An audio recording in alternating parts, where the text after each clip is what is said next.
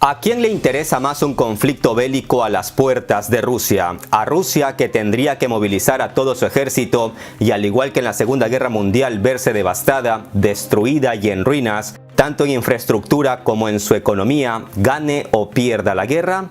Claro que no. Rusia no quiere volver a pasar por lo mismo.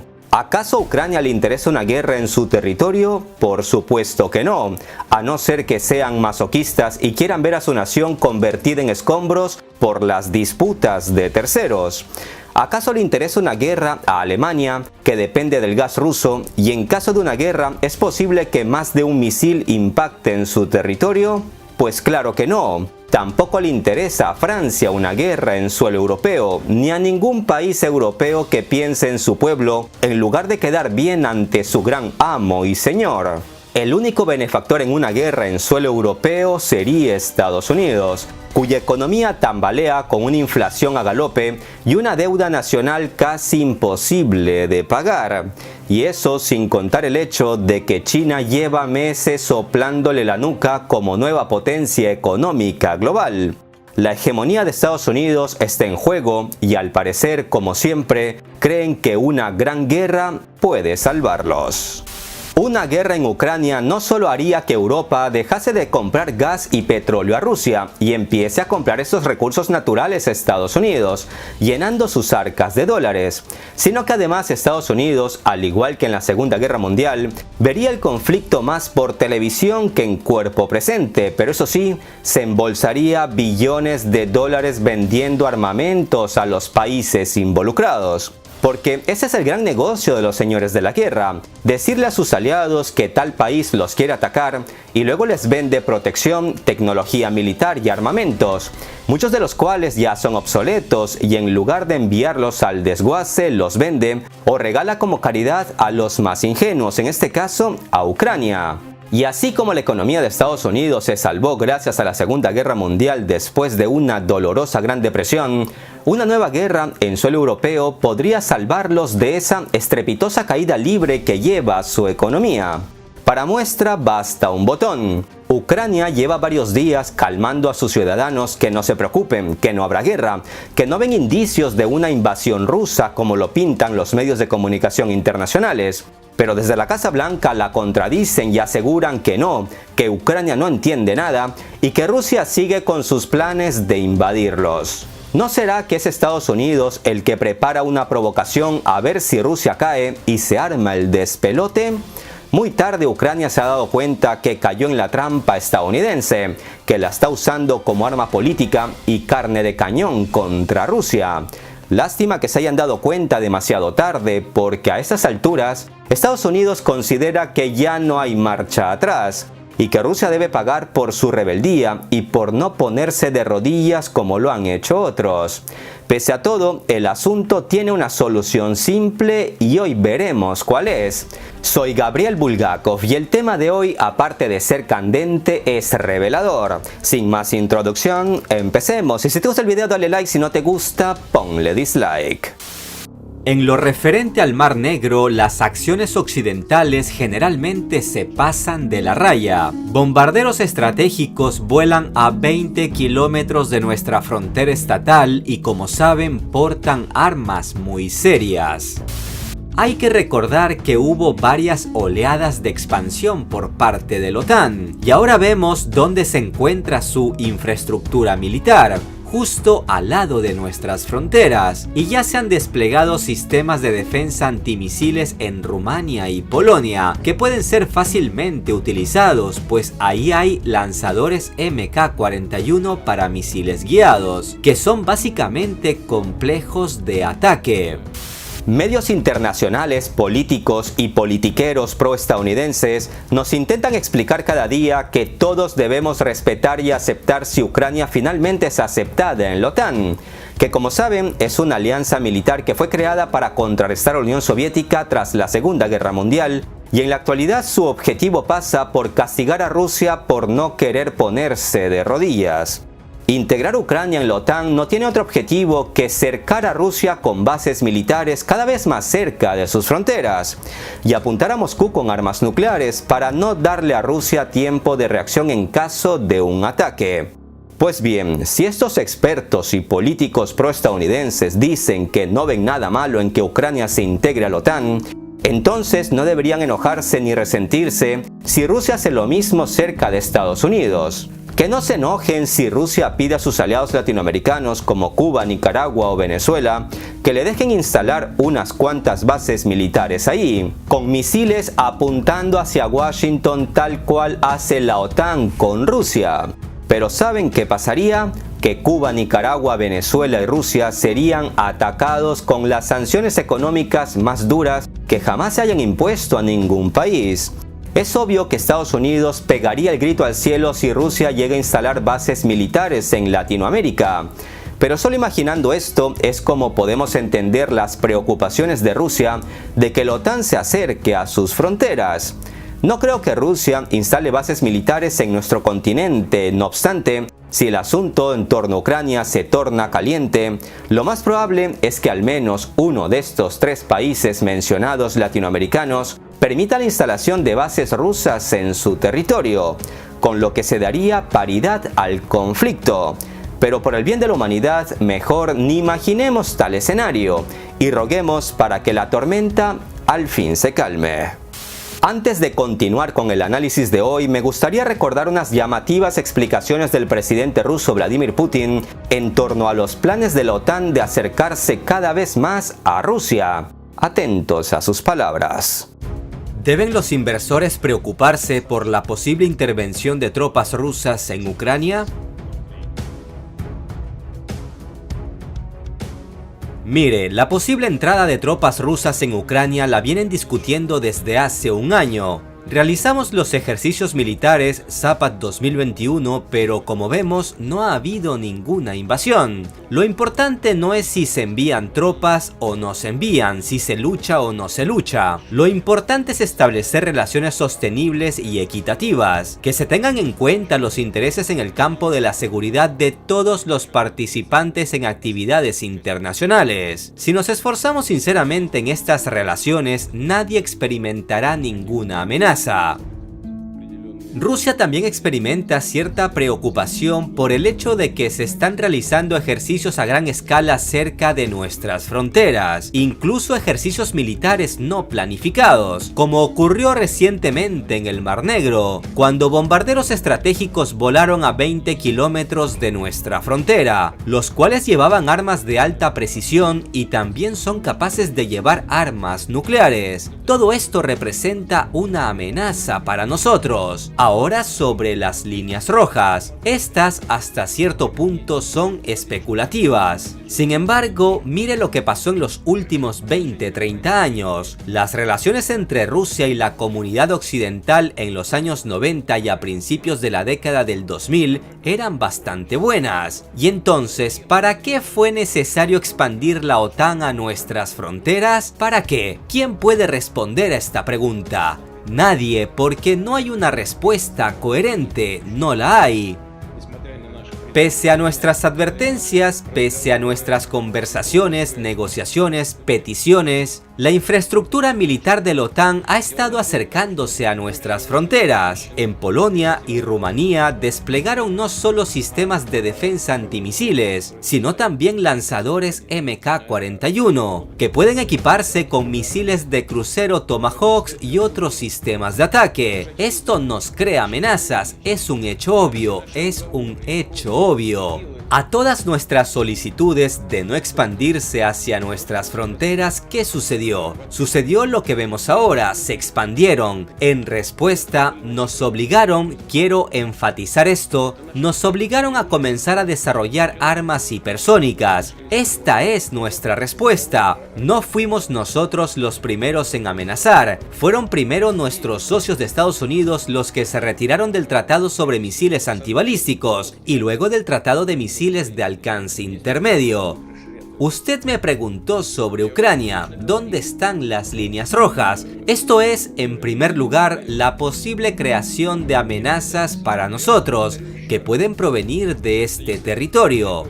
Si la OTAN continúa expandiendo su infraestructura, Si aparece algún complejo militar en el territorio de Ucrania, el tiempo de vuelo de un ataque hasta Moscú será de 7 a 10 minutos. Y en el caso de desplegar armas hipersónicas, de 5 minutos. Imagine eso. Usted vive en Moscú, según tengo entendido. Su compañía East Capital también tiene sede en Moscú, ¿verdad? Pues mire, tendríamos solo 5 minutos para evitar un ataque a Moscú.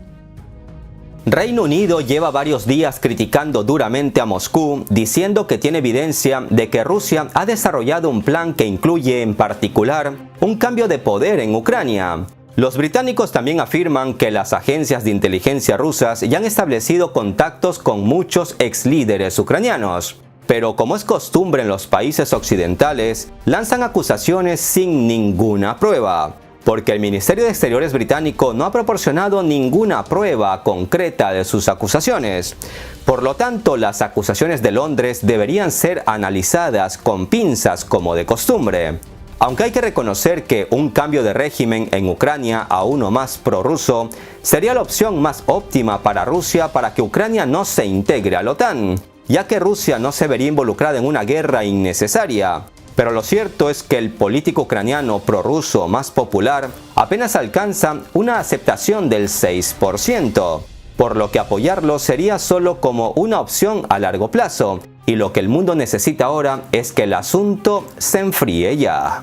Los británicos, siguiendo su línea acusadora sin presentar pruebas, dicen sin sonrojarse que la supuesta idea de Moscú de cambiar de régimen en Ucrania es un acto de agresión. Por supuesto que intervenir de tal manera es una injerencia en los asuntos internos de otro país, pero primero, las acusaciones contra Rusia son infundadas, y el país que lidera la lista de agresores y entrometidos en otros países es el mandamás de la OTAN, o sea, Estados Unidos. País que durante décadas ha estado derrocando gobiernos a lo largo y ancho del planeta, incluidos los elegidos democráticamente solo porque no les convenía. Latinoamérica es un claro ejemplo de las intervenciones de Estados Unidos, país que apoyó golpes de Estado y terribles dictaduras durante décadas. Incluso el régimen actual en Ucrania se estableció después de una intervención estadounidense en Kiev, donde políticos y funcionarios estadounidenses apoyaban a los manifestantes ucranianos en el 2014 en las calles de la capital. La doble moral vuelve a aflorar en los países de la OTAN. Si Estados Unidos derroca un gobierno en Ucrania y pone un régimen resentido con Rusia, para ellos está bien. Pero si Rusia se plantea apoyar a un régimen ucraniano prorruso, está mal. El problema radica en que Estados Unidos anda por el mundo creando gobiernos que le hagan pelea a sus vecinos. No hay peor ciego que el que no quiere ver, estimados amigos. Espero que algunos de ustedes ya se hayan quitado la venda de los ojos hace rato. Y mientras Reino Unido y los países bálticos ofrecen apoyo militar a Ucrania, sin contar las decenas de toneladas de armamentos enviadas a ese país por parte de Estados Unidos, Alemania se mantiene firme en su decisión de no enviar armas a Ucrania. El nuevo canciller alemán, Olaf Scholz, subraya que Alemania ha hecho mucho para apoyar el desarrollo económico y democrático de Rusia tras la caída de la Unión Soviética. Y recordó que Alemania decidió hace años no enviar armas letales a zonas de conflicto. Además, Francia y Alemania reactivaron el diálogo entre Rusia y Ucrania con una reunión de representantes de los 4 países. Y esta jugada parece que en Washington no se la esperaban, pues todo parece indicar que el único que quiere la guerra es el llamado País de las Libertades. Como bien señala el diario español El País, la partida en torno a Ucrania se juega en varias bandas. Algunos países de la OTAN han enviado o contemplan enviar tropas y armamento a Ucrania. Tanto la Unión Europea como Estados Unidos han indicado tener preparadas medidas punitivas en caso de una agresión rusa. No obstante, Alemania, así como otros grandes jugadores de la Unión Europea, que dependen del gas ruso, buscan que el posible paquete de sanciones contra Rusia no incluya medidas contra el sector energético. Y es que una de las opciones que barajan los países occidentales es prohibir a los bancos rusos realizar transacciones en dólares. Y si esto incluye al sector energético, los países europeos que dependen de los recursos naturales rusos se verían perjudicados.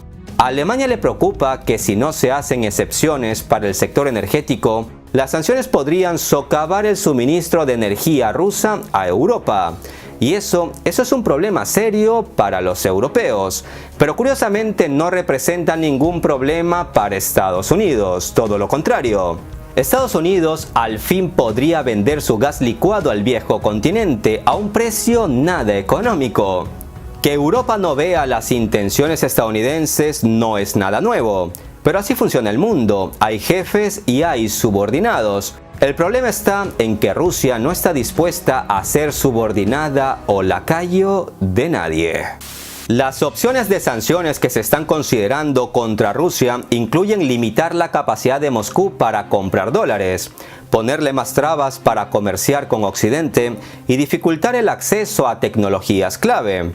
La dificultad radica en que mientras los aliados negocian para desarrollar un paquete de sanciones efectivas, cada país trata de proteger su propia economía de los posibles efectos secundarios graves de estas medidas. Lo repito, en un escenario de sanciones el mayor perjudicado sería Rusia, pero también la Unión Europea, al tiempo que Estados Unidos saldría ganando de todo esto. Y si el escenario es la guerra, el resultado es el mismo. Rusia y Europa saldrían perdiendo, mientras que Estados Unidos saldría ganando. El camino de la paz es el más correcto, pero con la paz Estados Unidos no gana ni un centavo. Y eso es lo que preocupa en Washington, quedarse sin guerra y sin ganancias. En las últimas horas, desde la OTAN dicen que quieren restablecer el diálogo con Rusia, reactivando los canales de comunicación militar ya existentes. Y aunque aseguran que están preparados para escuchar las preocupaciones de Rusia acerca de la situación en Ucrania, lo cierto es que no quieren escuchar a Rusia, a quien le preocupa principalmente que la alianza militar se acerque cada vez más hacia las fronteras rusas.